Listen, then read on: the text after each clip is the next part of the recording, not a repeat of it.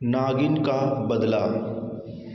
एक बार की बात है, एक गांव में नाग नागिन का जोड़ा रहता था। वह आपस में एक दूसरे से बहुत प्यार करते थे। एक बार गांव में शहर से दो दोस्त रवि और विशाल आए।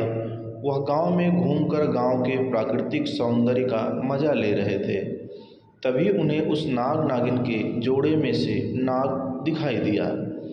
जब उन दोनों ने उस नाग को देखा तो उन्हें वह कोबरा जाति का नाग लगा। उन्होंने सुना हुआ था कि कोबरा जाति का नाग बहुत ही खतरनाक होता है। वह उस नाग के शांत रहने के बावजूद उसे छेड़ने लगे। उस समय नागिन वहाँ पर मौजूद नहीं थी। उन दोनों दोस्तों ने थोड़ी देर से नाग को डंडे से छेड़ने के बाद उस नाग की पत्थर मार मार कर हत्या कर दी। थोड़ी देर बाद नागिन वहाँ पर पहुँची। उसने नाग को मरा हुआ पाया, जिससे वह बहुत दुखी हुई। इसी दुख में नागिन इधर उधर भटकने लगी। वह भटकती हुई एक जंगल में पहुँची, जहाँ पर बहुत पुराने नाग रहते थे। वहाँ उसकी मुलाकात एक बहुत बूढ़े नाग से हुई। नागिन ने उस बूढ़े नाग को अपनी सारी समस्या बता दी। उस बूढ़े नाग ने नागिन को अपने पास मौजूद नागमणि दी। इस नागमणि की मदद से वह नागिन इच्छाधारी नागिन बन गई, जिससे वह जब चाहे किसी का भी रूप धारण कर सकती थी। उसने नागमणि में देखकर अपने नाग के कातिलों का पता लगा लिया।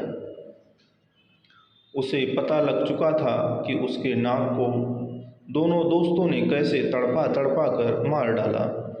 वह उन दोनों से नाग की मौत का बदला लेना चाहती थी। नाग की मौत का बदला लेने के लिए वह शहर चली गई।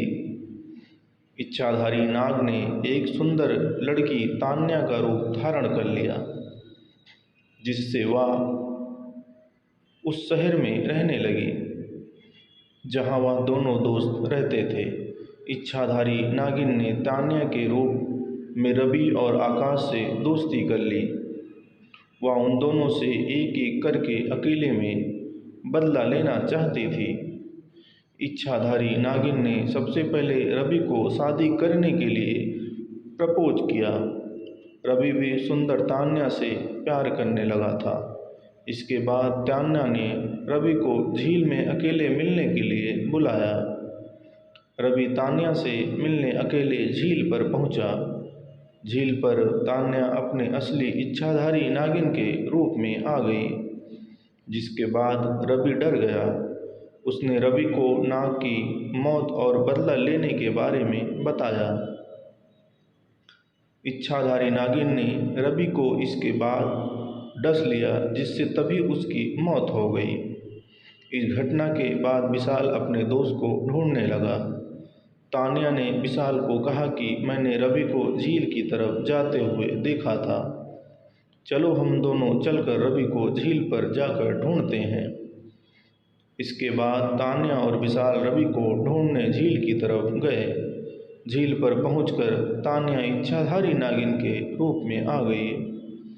उसने विशाल को सारी बात बताई और रवि की मौत के बारे में भी बताया। विशाल ने इच्छाधारी नागिन से अपनी जान की भीख मांगी, लेकिन इच्छाधारी नागिन ने उसको याद दिलाया कि कैसे उन्होंने नाग को बेरहमी से मारा था। इसके बाद इच्छाधारी नागिन ने विशाल को भी डस लिया, जिससे उसकी भी मौत हो गई। अब इच्छाधारी नागिन का बदला पूरा हो चुका था। इस कहानी के बाद से यह कहा जाता है कि हमें कभी भी किसी नाग नागिन को नहीं मारना चाहिए।